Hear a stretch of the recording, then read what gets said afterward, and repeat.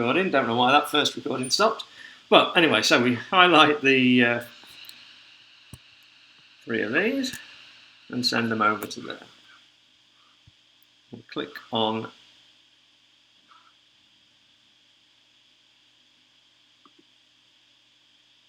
OK. I wonder why some people can't see. I'm a bit concerned that some people can't see the screen, but anyway. I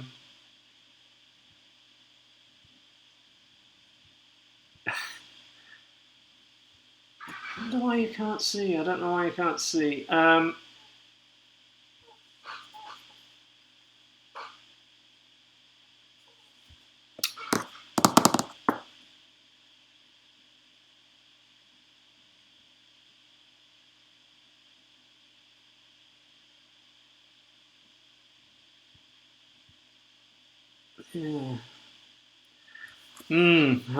I wish I knew what the answer was as to why some people can't see. Might be when accessing it through the website as opposed to the app, which is pretty easy to download. Anyway, so this is the output for the repeated measures and over. And we get this table here, Morquis test of sphericity. So this is the test that all the 3 correlations are effectively, all the 3 conditions are. In this case, there is no significant result for Morquis test of sphericity, 0.136. So that means that the assumption has not been violated. So that's what you want. You want this test to be non-significant, which is great. And so in this case, what we would go down to is when we go down to the tests of within subjects effects, we just use the sphericity assumed line with 2 and 298 degrees of freedom in this case. F equals 8.671, P less than 0.00.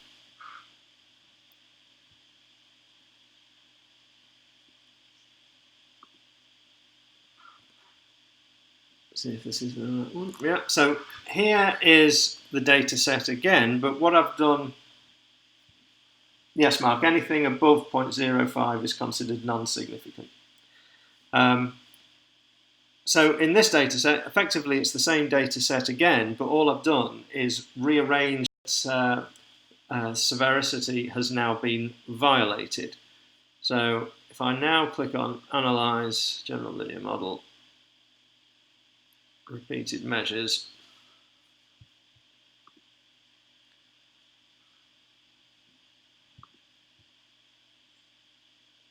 I want to be on.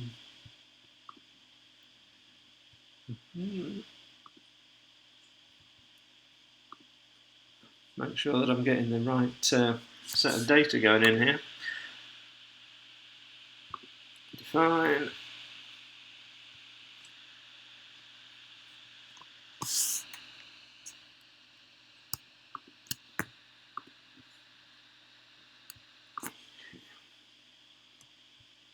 See if I've got the right set of data.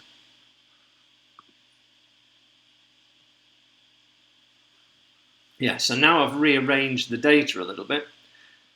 You can see that Morquis test of sphericity has got a p-value of 0.000, so it's significant at less than 0.001. So we need to make a correction. There's nothing to choose really between Greenhouse Geyser and Huhn-Felt. The lower bound is the most conservative one of all. Effectively, the values that you get in here, 0.675, 0.679, 0.500, what you do with these is that you take these values and you multiply the original degrees of freedom by them, and you get new degrees of freedom that are then presented in the Greenhouse Geyser line or Huhn-Felt or lower bound, depending on which one you've chosen to do.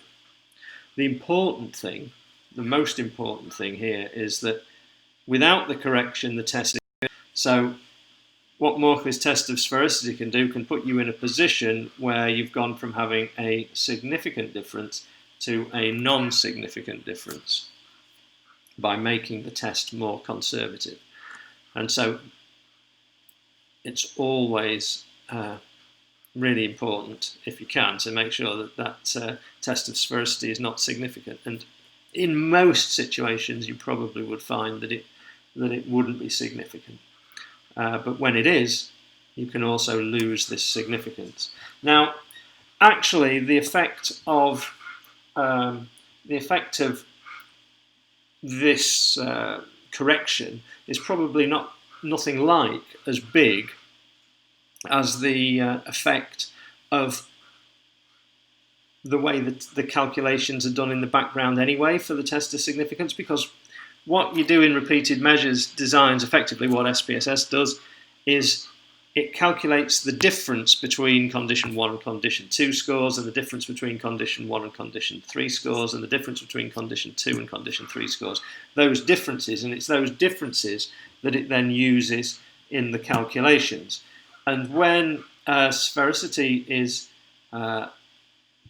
knacked, as it is here, then what you end up with is you get, between two of the conditions, you end up having people scoring higher in one condition, lower in another condition, and it's not consistent in the same way as it wouldn't be with correlations. And that affects the significance anyway, because here, this data is the same data as I used previously, but even when it's significant here, it was 0.034, and in the first one that I did, it was significant at 0.000.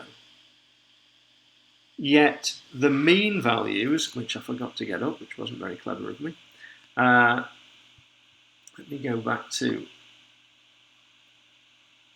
where we've got sphericity, and then I'll just get analyze descriptives.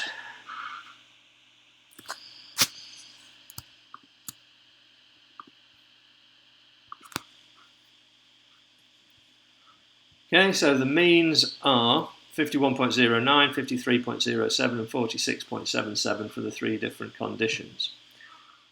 If I then go to the one where it's violated, get the descriptive statistics.